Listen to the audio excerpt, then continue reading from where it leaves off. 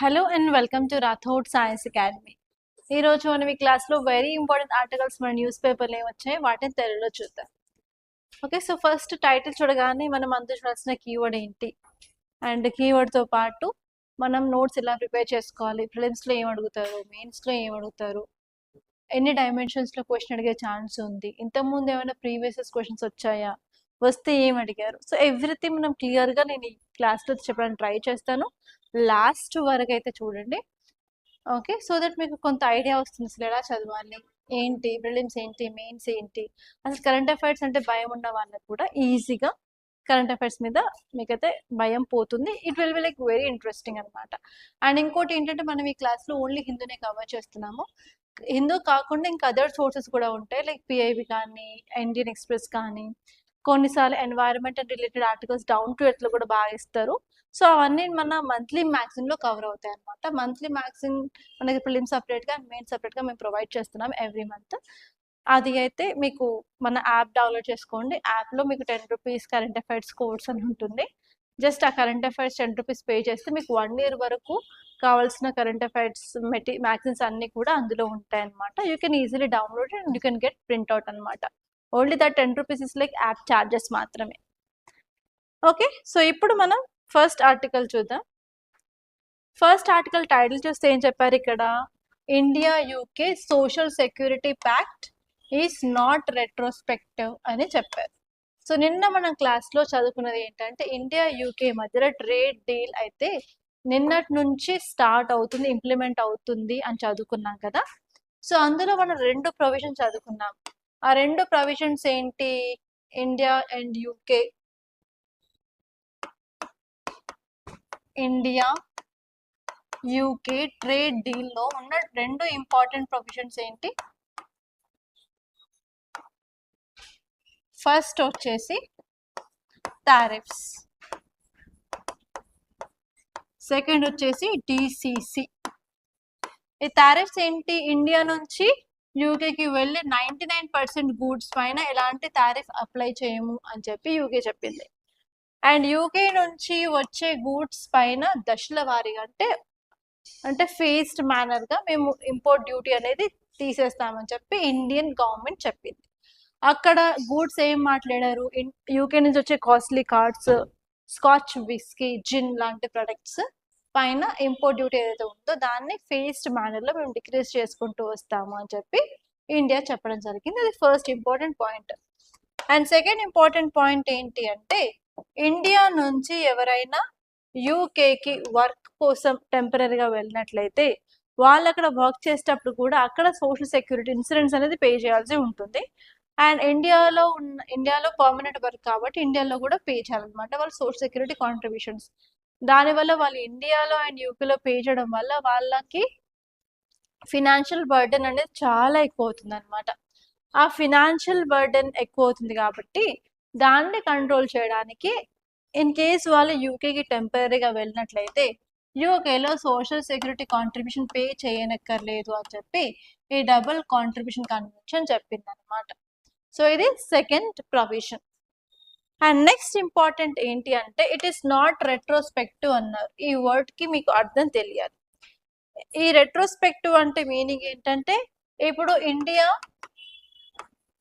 UK agreement నిన్న అమల్లోకి వచ్చింది, నిన్న ఇంప్లిమెంట్ అయింది కదా.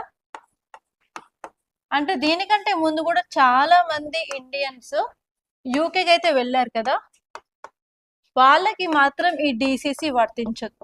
అంటే వాళ్ళు ఇండియాలో అలాగే యూకేలో 2 చోట్ల కూడా సోషల్ సెక్యూరిటీ కాంట్రిబ్యూషన్స్ వాళ్ళు కట్టాల్సిందే. ఇది అమల్లోకి వచ్చిన తర్వాత ఇప్పుడు ఇండియా నుంచి ఎవరైతే యూకేకి వెళ్తారో వాళ్ళకి మాత్రమే ఈ డిసిసి అనేది వర్తిస్తుంది. వాళ్ళు ఓన్లీ కాంట్రిబ్యూషన్ ని ఇండియాలో కడితే సరిపోతుంది అనమాట. దాన్నే నాట్ రిట్రోస్పెక్టివ్ అంటున్నారు. రిట్రోస్పెక్టివ్ అంటే ఏంటంటే ఈ లా ఆర్ డీల్ అనేది అమలు కాకముందే ఎవరైనా ఇండియా నుంచి యూకేకి వెళ్ళే వాళ్ళ మీద ఇది అప్లై అవుతుంది అంటే దాన్ని రెట్రోస్పెక్టివ్ అంటారు. ఇది అమలు అవ్వట్లేదు కాబట్టి రెట్రోస్పెక్టివ్ కాదు అని చెప్పి ఈ టాపిక్ చెప్తుంది అనమాట. ఈ టాపిక్ ని మీరు ఇంటర్నేషనల్ ఇష్యూస్ చదువుకోవచ్చు. అలాగే ఇప్పుడు ఈ సోషల్ సెక్యూరిటీ బెనిఫిట్స్ వచ్చేసి మన గవర్నెన్స్ జిఎస్ పేపర్ లో కూడా పార్ట్ అన్నమాట. ఈ రెట్రోస్పెక్టివ్ టాపిక్ గురించి మీరు పాలిటీలో ఫండమెంటల్ రైట్స్ చదువుతున్నప్పుడు కూడా సేమ్ ఇలాగే చదువుతూ ఉంటారు. సో కేసు ఇచ్చేసి it is not retrospective, it is retrospective అన్నట్టు కూడా చెప్తూ ఉంటారు. అక్కడ మీకు ఈ కన్సెప్ట్ ఇంకా క్లియర్గా అర్థమవుతుంది అనమాట.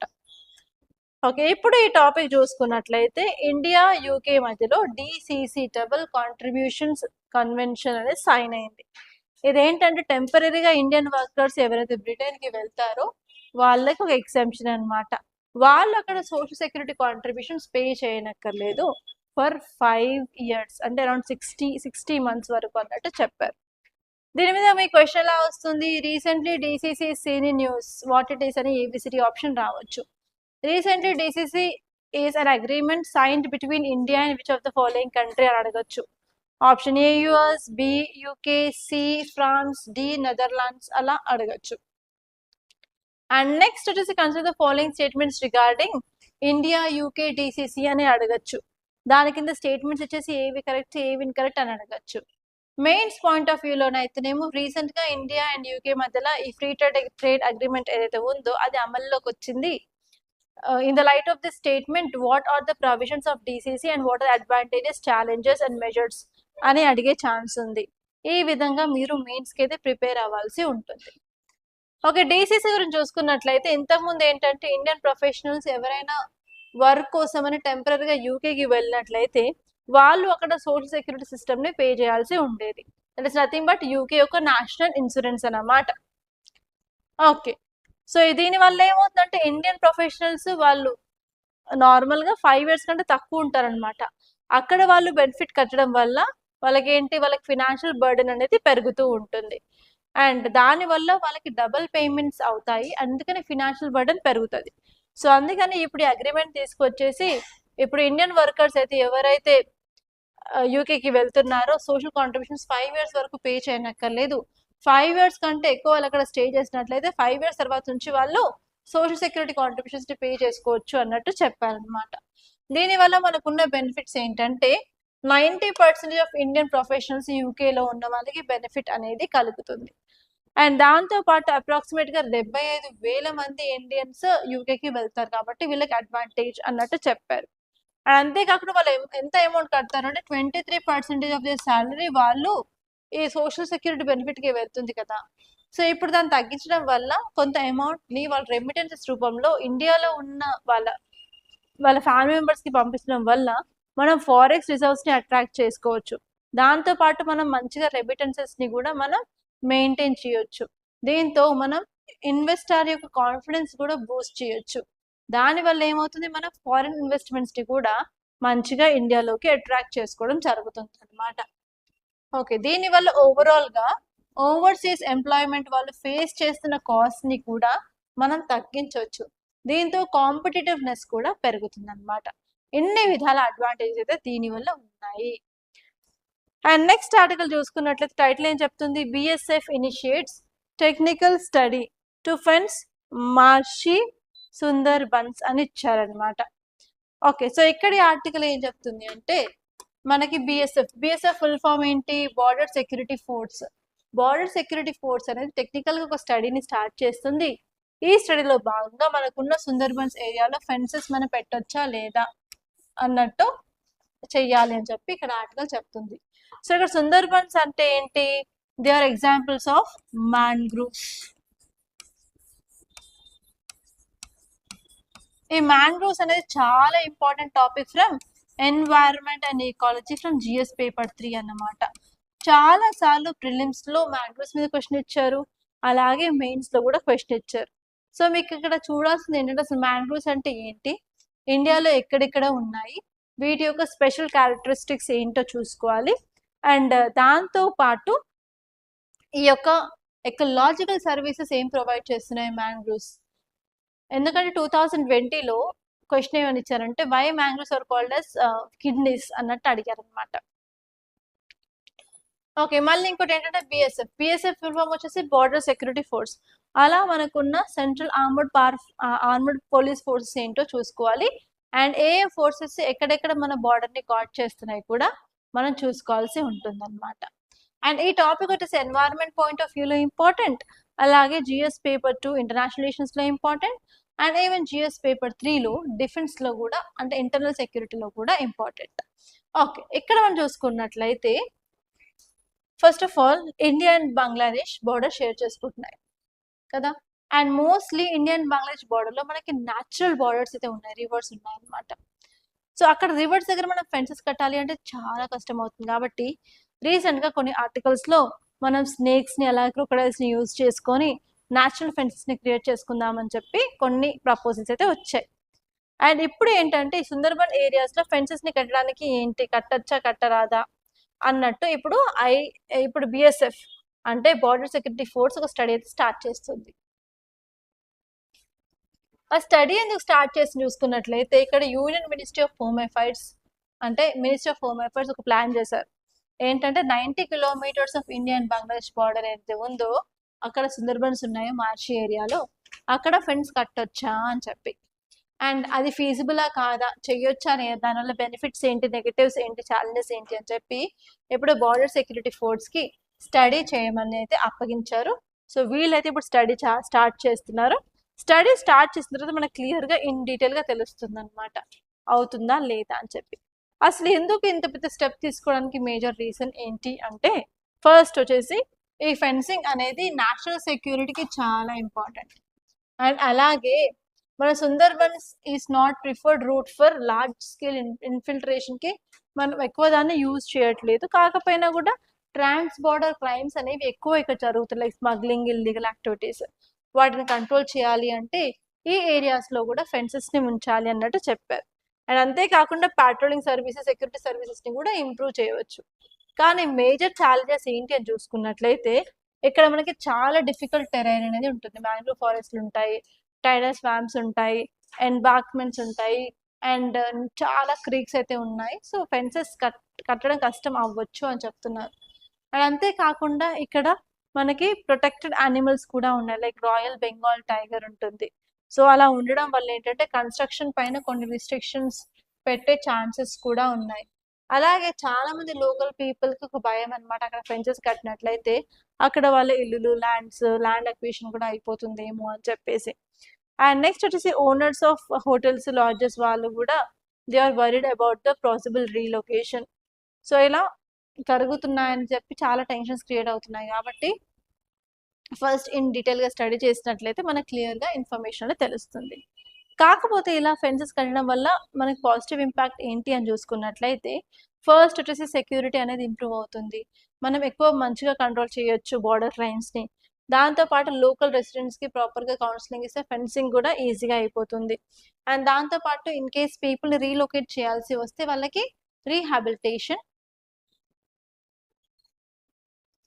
అండ్ కంపెన్సేషన్ని కూడా ఇచ్చినట్లయితే సరిపోతుంది అన్నట్టు చెప్పడం జరిగింది అనమాట. ఓకే, నెక్స్ట్ ఆర్టికల్ చూసుకున్నట్లయితే marginal depth in number of rural job scheme workers. ఈ టాపిక్ గురించి అర్థం అవ్వాలి అంటే మనం కొంత బ్యాక్గ్రౌండ్కి వెళ్ళాలి. బ్యాక్గ్రౌండ్లో ఏంటంటే ఎంజీ నరేగా స్కీమ్ని, బీబీజీ రామ్జీని చూసుకోవాలి. ఫస్ట్ ఆఫ్ ఆల్ మనకి రూరల్ ఏరియాస్లో ఎంప్లాయ్మెంట్ ఇచ్చే స్కీమ్ ఏంటి, ఎంజీ నరేగా. దానికి ఫుల్ ఫామ్ ఏంటి, Mahatma Gandhi national rural employment guarantee act. దీన్ని ఎప్పుడు తీసుకువచ్చారు అంటే 2005లో తీసుకువచ్చారు. దాని తర్వాత రీసెంట్గా 2025లో అంటే 20 years తర్వాత ఈ యొక్క ఎంజీ నరేగాని విబిజీ రామ్జీ తోటి రీప్లేస్ చేశారు. విబిజీ రామ్జీ అంటే ఏంటిది, Viksit Bharat guarantee for Rozgar and Ajeevika mission Gramin అనమాట. ఇప్పుడు ఎంజీ నరేగాతో పోల్చుకున్నట్లయితే విబిజీ రామ్జీలో చాలా అడ్వాంటేజెస్ అయితే ఉన్నాయి. అవి ఏంటి అంటే ఫస్ట్ వచ్చేసి మనకి వర్క్ అనేది 125 days ప్రొవైడ్ చేస్తారు. ఆ 125 daysతో పాటు ఇప్పుడు వీక్లీ పేమెంట్స్ వస్తాయి. ఇన్ కేస్ వాళ్ళు వీక్లీ పేమెంట్స్ ఇవ్వట్లేదు అంటే కంపెన్సేషన్ కూడా వాళ్ళకి ఇస్తారనమాట. ఆ కంపెన్సేషన్తో పాటు 60 days of pass of work అనేది ఉంటుంది. అండ్ ప్రైస్ వచ్చేసి మినిమం 300 rupees అయితే వేజ్ అయితే పర్ డేకి ప్రొవైడ్ చేయనున్నారు. అండ్ ఈ స్కీమ్ వచ్చేసి ఇప్పుడు సెంట్రల్ సెక్టార్ స్కీమ్ నుంచి సెంట్రల్ స్పాన్సర్డ్ స్కీమ్ కింద మార్చడం జరిగింది అనమాట. ఇవి చేంజెస్. యాక్చువల్లీ విబిజీ రామ్జీ గురించి 2026లో ప్రిలిమ్స్ క్వశ్చన్ వస్తుందని ఎక్స్పెక్ట్ చేశాం, కానీ రాలేదు. అంటే 2027లో ప్రిలిమ్స్లో మీకు క్వశ్చన్ వచ్చే ఛాన్స్ ఉన్న క్వశ్చన్ ఇదనమాట. విబిజీ రామ్జీ మంచిగా అయితే ప్రిపేర్ అయ్యి ఉండండి. సో ఇప్పుడు ఏంటి అంటే డిప్ అంటే ఏంటిది? తక్కువ మంది మనకి ఈ యొక్క రూరల్ జాబ్లో ఎన్రోల్ చేసుకున్నట్టు చెప్తున్నారు. మేజర్ రీజన్ ఏంటంటే వాళ్ళకి ఈ కేవైసీ కంప్లీట్ చేయడం కష్టం అవుతుంది, integration of technology and internet services. And next వచ్చేసి ఫేషియల్ రికగ్నిషన్ బేస్డ్ వెరిఫికేషన్ కూడా అవ్వడం వల్ల కొంతవరకు ప్రాబ్లమ్ని ఫేస్ చేస్తున్నారు. అండ్ నెక్స్ట్ వచ్చేసి స్టేట్ గవర్నమెంట్స్ కొంతమంది అయితే ప్రాపర్గా ఇవి సపోర్ట్ చేయట్లేదు అనమాట. స్టేట్ గవర్నమెంట్స్ ఎందుకు సపోర్ట్ చేయట్లేదు అని చూసుకున్నట్లయితే ఈ స్కీమ్ వచ్చేసి సెంట్రల్ స్పాన్సర్డ్ స్కీమ్ కాబట్టి స్టేట్ గవర్నమెంట్ కూడా కొంతవరకు ఫండ్స్ అనేది ఇవ్వాల్సి ఉంటుంది. ఆల్రెడీ స్టేట్ గవర్నమెంట్స్ వాటికున్న ప్రెషర్స్ వాటికి ఉన్నాయి, ఫినాన్షియల్ కన్స్ట్రెయింట్స్ కూడా ఉన్నాయి కాబట్టి they are trying a lot to overcome this. కాబట్టి తక్కువ నెంబర్ ఆఫ్ రిజిస్ట్రేషన్ చేస్తున్నాయని చెప్పి కూడా కొన్ని ఆర్టికల్స్ అయితే చెప్తున్నాయి అన్నమాట. ఇది ఈ టాపిక్ గురించి.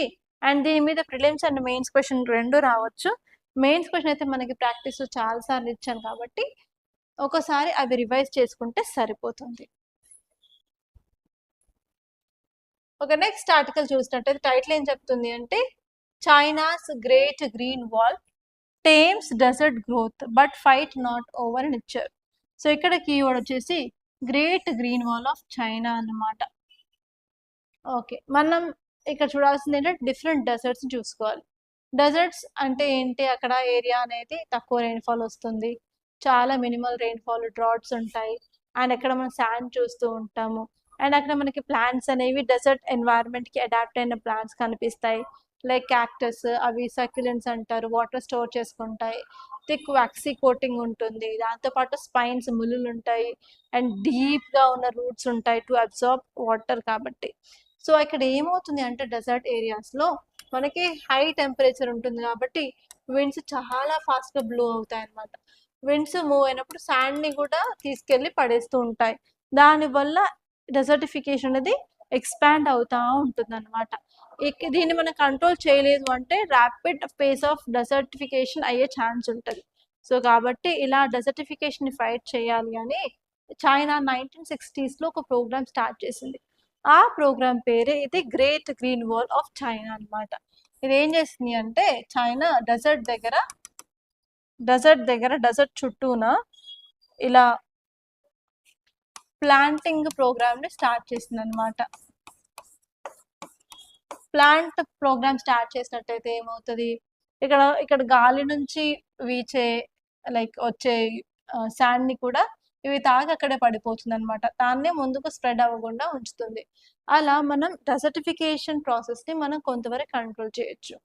సో అలా ఈ ఆర్టికల్ ఏం చెప్తుంది అంటే ఈ గ్రేట్ గ్రీన్ వాల్ ప్రాజెక్ట్ వల్ల డెజర్ట్ గ్రోత్ అనేది తగ్గిపోయింది, డెజర్ట్ ఎక్స్పాన్షన్ తగ్గింది, కానీ ఇప్పటికీ కూడా కొన్ని ఛాలెంజెస్ మనం చూస్తున్నాము అని చెప్పింది అనమాట.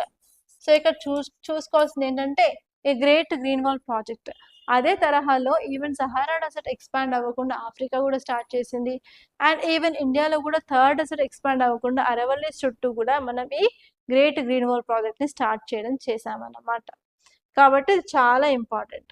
సో ఇక్కడ మనం ఈ ఆర్టికల్ చూసుకున్నట్లయితే వాళ్ళు ఏం చేస్తున్నారు, చైనా 1960లో స్టార్ట్ చేసినప్పటికీ కూడా ఇప్పటికీ కూడా గ్రేట్ గ్రీన్ వాల్ ప్రాజెక్ట్ని అయితే వాళ్ళు కంటిన్యూ చేస్తున్నారు, ఎందుకంటే to stop desertification northern China. So అక్కడ వర్కర్స్ ఒక సింపుల్ టెక్నిక్ని యూజ్ చేస్తారు, అదేంటంటే స్టార్ చెకర్ బోర్డ్స్ అన్నమాట. సో వాళ్ళు ఇంత మూరెడు బ్యాంబూ స్టిక్స్ని తీసుకొని అందులో వాళ్ళు సీడ్స్ని ఫిల్ చేసి ఆ సీడ్స్ని గ్రౌండ్లో పెడతారు, దాని తర్వాత వాటరింగ్ చేస్తారనమాట. ఎందుకంటే ఈ సీడ్స్ అనేవి వాళ్ళు డెజర్ట్ ఏరియాలో పెడుతున్నారు కాబట్టి చాలా తక్కువ రెయిన్ఫాల్ ఉంటుంది అండ్ ఎక్కువ హీట్ ఉంటుంది కాబట్టి ఈజీగా మాయిశ్చర్ అనేది ఎవాపరేట్ అవుతుందని చెప్పి ఆ స్టిక్లో పెట్టడం వల్ల ఆ స్టిక్ కొంత వాటర్ని అబ్జర్వ్ చేస్తుంది కాబట్టి కంటిన్యూస్ వాటర్ని ప్రొవైడ్ చేస్తుంది. అండ్ దాంతోపాటు ఇది బయోడిగ్రేడబుల్ మెటీరియల్ కాబట్టి అది కులిపోతున్నప్పుడు డికంపోజ్ అవుతున్నప్పుడు కూడా ప్లాంట్కి కావాల్సిన న్యూట్రియంట్స్ని ప్రొవైడ్ చేస్తుంది అనమాట. అది ఈ టెక్నిక్, దీన్నే స్టార్ చెకర్ బోర్డ్స్ అని అంటూ ఉంటారు. అండ్ నెక్స్ట్ మనం యూట్యూబ్ చూసినట్లయితే చాలా మంది టెర్రస్ గార్డెనింగ్ బ్లాగ్స్ పెడుతూ ఉన్నారు కదా. సో అందులో కూడా వాళ్ళు ఇప్పుడు ఏం చేస్తున్నారంటే మొక్కజొన్న ఐడియా ఉంది కదా, స్వీట్ కార్న్ కానీ గట్టిగా ఉండే కాల్చుకుని మొక్కజొన్న కంకే ఉంటుంది కదా, ఆ సీడ్స్ అని తీసిన తర్వాత మనకు ఒక బుర్రలాగా వస్తుంది కదా, దాన్ని కట్ చేస్తే మనకి లోపల సాఫ్ట్ మెటీరియల్ లాగా చేయబడితే అంటుతుంది కదా. సో అందులో సీడ్స్ వేసేసి అది కూడా డైరెక్ట్గా నాటుతూ ఉన్నారనమాట. సో ఆ టెక్నిక్ యాక్చువల్ చైనా వాళ్ళు చేసేది. Even because of increasing of awareness and internet, even చాలా మంది టెర్రస్ గార్డెనర్స్ కూడా ఆ టెక్నిక్ని ఇప్పుడు ఫాలో అవుతున్నారు. ఓకే, అసలు ఎందుకు ఈ స్టెప్ని తీసుకోవాల్సి వచ్చింది అంటే డెసర్టిఫికేషన్ అనేది మెయిన్గా డ్రాట్ వల్ల, ఓవర్ గ్రేజింగ్ వల్ల, అలాగే ఫార్మింగ్ మెథడ్స్ అంటే ఎక్స్ప్లాయిటెడ్ ఫార్మింగ్ మెథడ్స్, అలాగే వెజిటేషన్ రిమూవ్ చేయడము, సాయిల్ డ్యామేజ్ అవడం వల్ల ఈ డెసర్టిఫికేషన్ అనేది అవుతూ ఉంటుంది అనమాట. సో ఇక్కడ మన గోల్ ఏంటంటే డెసర్టిఫికేషన్ ప్రాసెస్ని మనం రివర్స్ చేస్తూ ఉండాలి అని చెప్పి, దానికోసమే ఇలా చెట్లను యూజ్ చేసుకొని we will try to stabilize this wind movement and also sand movement, కాబట్టి మనం కొంతవరకు డెజర్ట్ని కంట్రోల్ చేయడానికి వీలుగా ఉంటుంది. కానీ ఇప్పుడు ఈ ఆర్టికల్ చెప్పిన మేజర్ ఛాలెంజెస్ ఏంటంటే చెట్లు మొక్కలు పెద్దగా అయిన తర్వాత మన చెట్లు అవుతాయి కదా, సో ఆ టైంలో ఏంటంటే పూలు వస్తాయి, పూలు ఫ్లవర్స్ అవుతాయి, ఫ్లవర్స్లో పూలు ఉంటాయి, పూలు ఏంటి ఫ్రూట్స్ అవుతాయి, ఫ్రూట్స్ నుంచి మనకి సీడ్స్ వస్తాయి, ఆ సీడ్స్ కింద పడిపోయినప్పుడు వర్షం వచ్చినప్పుడు అవి మళ్ళీ మొలకలు వచ్చేసి పెద్దగా అవుతాయి కదా. సో ఇక్కడ ఏమవుతుందంటే సీడ్స్ అనేవి ఫ్రెగైల్గా ఉన్నాయి అని చెప్తున్నారు. ఎందుకంటే ఇక్కడ టెంపరేచర్ ఎక్కువ ఉంటుంది, వాటర్ సరిగ్గా ఉండవు, కాబట్టి అక్కడ సీడ్స్ వచ్చినా కూడా అవి మొలకెత్తట్లేదు అన్నట్టు కూడా ఒక ప్రాబ్లం చెప్పారు. అండ్ దానివల్ల కంటిన్యూస్గా ఏం చేసినా కూడా వాళ్ళు మాన్యువల్గానే ట్రీస్ని సో చేయాల్సి వస్తుంది, లేకపోతే సాప్లింగ్స్ పెట్టాల్సి వస్తుంది అని చెప్తున్నారు. అండ్ నెక్స్ట్ వచ్చేసి ఈ డాట్ క్లైమేట్ వలనబిలిటీ ఇంకా అక్కడ కంటిన్యూ అవుతూనే ఉంది, దానివల్ల ల్యాండ్ డిగ్రేడేషన్ కూడా అవుతుంది అని చెప్పారు. అండ్ నెక్స్ట్ వచ్చేసి ప్రాపర్గా పొలిటికల్ కమిట్మెంట్ కూడా లేదు, ఇన్వెస్ట్మెంట్ కూడా సరిగా లేదు అన్నట్టు, డిఫికల్ట్ కండిషన్స్ అయితే ఉన్నాయి ఏరియాలో అన్నట్టు మనకు కొన్ని ఛాలెంజెస్ అయితే చెప్పారు. అండ్ నెక్స్ట్ ఆర్టికల్ చూసుకున్నట్లయితే టైటిల్ ఏంటి అంటే ఎక్స్పోర్ట్ గెయిన్స్. ఈ టాపిక్ వచ్చేసి మన యొక్క ట్రేడ్ గురించి చెప్తుంది అనమాట. రీసెంట్గా జూన్ మంత్లో రిలీజ్ అయిన ట్రేడ్ రిపోర్ట్ ఆఫ్ ఇండియా గురించి ఇక్కడ చెప్పారనమాట. సో ఇక్కడ ఏం చెప్పారు అంటే ట్రేడ్ డెఫిసిట్ మనకి జూన్ మంత్లో 430% పెరిగింది. ఇది చాలా చాలా ఎక్కువ. ఓకే, ఎందుకు అంటే 40% of value of crude oil పెరిగింది జూన్ మంత్లో. మనము ఇంపోర్ట్ చేసుకునే క్రూడ్ ఆయిల్ వాల్యూ 40% పెరిగింది. అండ్ ఎస్పెషలీ మనకి ఫర్టిలైజర్ ప్రైస్ కూడా 201% పెరిగింది అని చెప్తున్నారు. దాంతోపాటు ఎలక్ట్రానిక్ గూడ్స్ అనేవి మనం ఎక్కువ ఇంపోర్ట్ చేసుకుంటున్నాము.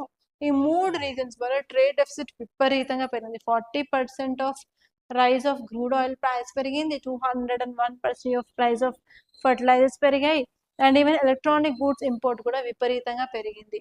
దానివల్ల ఓవరాల్గా మన ట్రేడ్ డెఫిసిట్ అనేది 430% పెరిగింది అని చెప్తున్నారు. ఒక సైడ్ చూసుకుంటే మాత్రం మనం ఎక్స్పోర్ట్స్ పెరిగాయి అంటున్నారు, కాకపోతే ట్రేడ్ డెఫిసిట్ మాత్రం 430% అనేది పెరిగింది అని చెప్పారనమాట. సో ఇక్కడ మీరు చూడాల్సిన ఇంపార్టెంట్ పాయింట్ ఏంటి అంటే అసలు మనకున్న ఛాలెంజెస్ ఏంటి అని చెప్పి. ఛాలెంజెస్ చూసుకున్నట్లయితే ప్రైస్ రైస్ అవుతా ఉంది ఆయిల్ది, దానివల్ల ట్రేడ్ డెఫిసిట్ అవుతా ఉంది, అండ్ ఈవెన్ మనం ఇంపోర్ట్ చేసుకునేవి కాస్ట్లీ గుడ్స్, మనం ఎక్స్పోర్ట్ చేసుకునేవి చీపర్ గుడ్స్. అండ్ నెక్స్ట్ వచ్చేసి మన సర్వీస్ ఎక్స్పోర్ట్స్ కూడా అంతగా రీచ్ అవ్వట్లేదు డిఫరెంట్ కంట్రీస్ని. అలాగే మనం ఎక్కువ ఎలక్ట్రానిక్ కాంపోనెంట్స్ని ఇంపోర్ట్ చేసుకుంటూ ఉన్నాం. అండ్ మనకి ప్రైస్ ఆఫ్ గోల్డ్ కానివ్వండి, ఆయిల్ కానివ్వండి చాలా వొలటైల్గా ఉన్నాయి ఈ మార్కెట్స్లో అన్నట్టు కూడా చెప్పారు. వీటి వల్ల మనకు ట్రేడ్ డెఫిసిట్ వచ్చింది అని చెప్పి ఇక్కడ ఈ ఆర్టికల్ చెప్తుంది. ఓకే, ఇక్కడ మనం ప్రిడెన్స్ ప్రాక్టీస్ క్వశ్చన్స్ చూద్దాము. చూసినట్లయితే ఫస్ట్ క్వశ్చన్ వచ్చేసి డిసిసి అంటే డబుల్ కాంట్రిబ్యూషన్ కన్వెన్షన్ గురించి. దీని కింద 4 ఇచ్చారు, ఇక్కడ ఏవి దీని యొక్క ఆబ్జెక్టివ్స్ కనుక్కోమని చెప్పారు. ఫస్ట్ వచ్చేసి reducing the cost of overseas employment, second వచ్చేసి facilitating labour mobility between countries, third వచ్చేసి eliminating income tax on foreign workers, fourth వచ్చేసి preventing duplication of social security contributions. ఇందులో ఏ స్టేట్మెంట్స్ కరెక్టో కింద చూసి కమెంట్లో చెప్పండి, అస్సలు మర్చిపోవద్దు. అండ్ నెక్స్ట్ ఆర్టికల్ వచ్చేసి విత్ రెఫరెన్స్ టు సుందర్బన్స్. ఇక్కడ మనకి 4 స్టేట్మెంట్స్ ఇచ్చారు.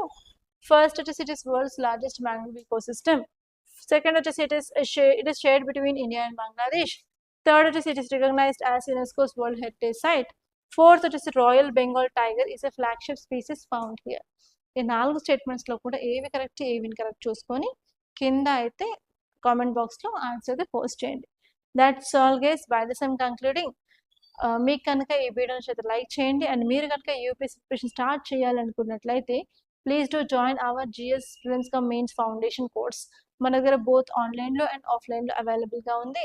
అండ్ న్యూ బ్యాచ్ వచ్చేసి జూలై 18 స్టార్ట్ అవుతుందండి. So if you don't want to miss any class please to join before miss 18th అండి. అస్సలు మర్చిపోవద్దు. అండ్ మీకు ఈ కోర్స్ గురించి డీటెయిల్స్ కావాలనుకున్నట్టయితే please to contact us on this number 8074765513. And దాంతోపాటు మీరు డైరెక్ట్గా వచ్చి నాతోనే మాట్లాడాలనుకున్నట్లయితే you can come to our academy. మన అకాడమీ వచ్చేసి అశోక్ నగర్ హైదరాబాద్లో ఉంది. అస్సలు మిస్ అవ్వద్దు. I wish you all the best. Thank you so much, guys.